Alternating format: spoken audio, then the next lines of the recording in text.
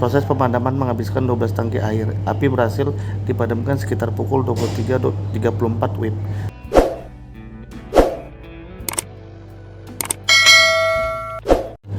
Telah terjadi kebakaran di gudang kosong yang berada di Jalan Soekarno-Hatta, Kelurahan Panjang Utara, Kecamatan Panjang, Kota Bandar Lampung, Senin 19 Mei 2025 sekitar pukul 21.20 WIB.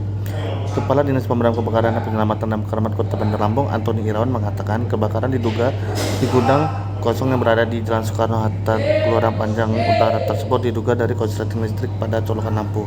Menurut pamong setempat, api berasal dari korsleting listrik pada colokan lampu yang berada di dalam gudang. Akan tetapi penyelidikan lebih lanjut akan dilakukan oleh pihak yang berwajib, yang menyebut tidak ada korban jiwa akibat peristiwa kebakaran tersebut. Pada saat kejadian, posisi gudang sedang kosong.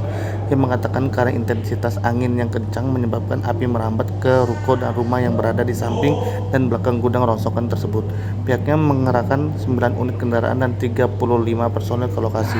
Proses pemadaman menghabiskan 12 tangki air. Api berhasil dipadamkan sekitar pukul 23.34 WIB.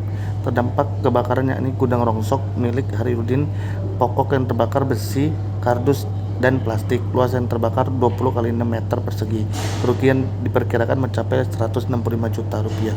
Maka di sini saya jelaskan untuk kejadian kebakaran semalam, mungkin kronologinya seperti apa dan pokok yang terbakar apa aja mungkin Pak Kadis? Ya, jadi tadi malam kita terima laporan terjadi kebakaran di daerah Panjang pada pukul 21.20. Dari Dinas Damkar menerjunkan total 9 unit armada pemadam kebakaran dengan 35 orang personil. Alhamdulillah api berhasil kita padamkan pada pukul 23.35, artinya kurang lebih 2 jam api berhasil kita kuasai.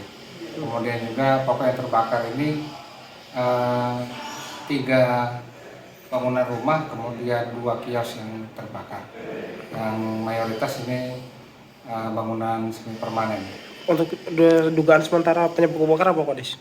Berdasarkan keterangan dari saksi mata warga setempat, dugaan api berasal dari gudang rongsokan yang ada di lokasi tersebut akibat dari korsleting pada colokan listrik yang ada pada gudang tersebut sehingga membakar tumpukan material rongsokan sehingga menyebar ke bangunan di sekitarnya.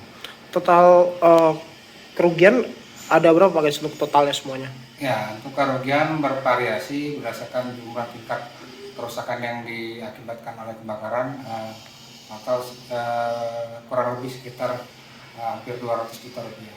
Untuk ininya tidak ada korban jiwa ya Pak Kadis dalam peristiwa tersebut ya? Ya, alhamdulillah ini tidak ada korban jiwa untuk kebakaran pada tadi malam.